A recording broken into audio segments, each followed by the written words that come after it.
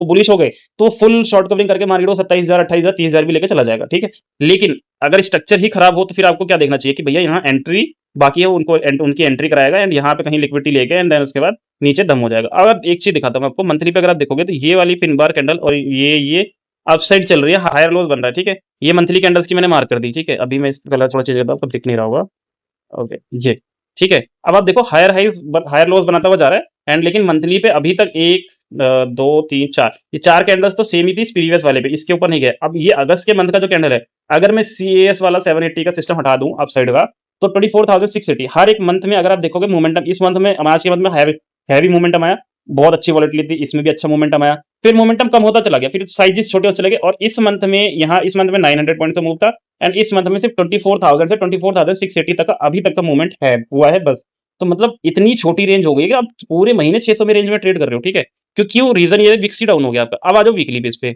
अब हमारे पास अगर आप देखोगे तो ये हमारा कलर चेंज करना है इसका पर्पल। तो ये चीज क्या थी, ये हमारी थी मंथली कैंडल की हाई ओपनिंग जो थी, तो ये हमारा लिक्विडिटी जोन बनेगा। अब प्राइस कर क्या रहा है, अब अगर आप देखोगे तो निफ्टी स्ट्रेट फॉल होता है एंड देन उसके बाद ये सिर्फ इक्वल हाइज बना रहा है, न्यू हाइज नहीं बनाया, ठीक है। लेकिन यहाँ से हायर हाइज बना रहा है। तो अगर मैं इस एरिया को हटाता हूँ, ठीक है, इसके टैया ट्रैप हुआ था यहाँ पे बंदा बस खाली।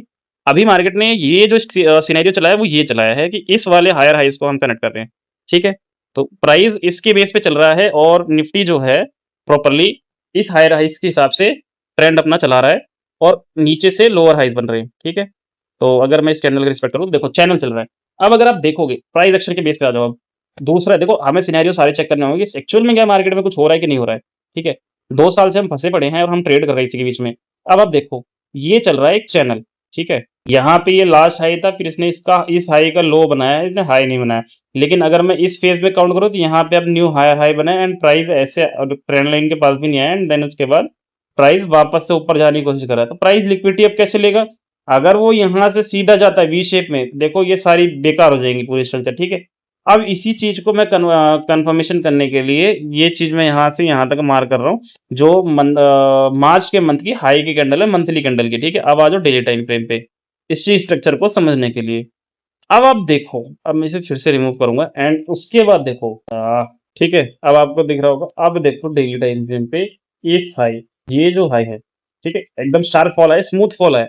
फिर ये यहाँ से वी शेप में मारेगा, अच्छा कहा था, ठीक है भैया, ये थोड़ा न्यूज उसका सिस्टम चला था तो ये प्रॉपर एक रेंज बन गया था न्यूज का, ठीक है। बट स्ट्रक्चर फिर से लोअर लोज चलता हुआ वापस नीचे आता है। अगर मैं लॉन्ग टाइम फ्रेम देखूं वीकली के हिसाब से तो ये एक लो बनाया इसने, लेकिन यहाँ पे लो नहीं बना इस कैंडल का, यहाँ पे हायर हायर लो चालू हो गया। फिर उसके बाद निफ्टी जाता है ऐसे, लेकिन इसने इसका हाई नहीं बनाया, इसने बना दिया लो।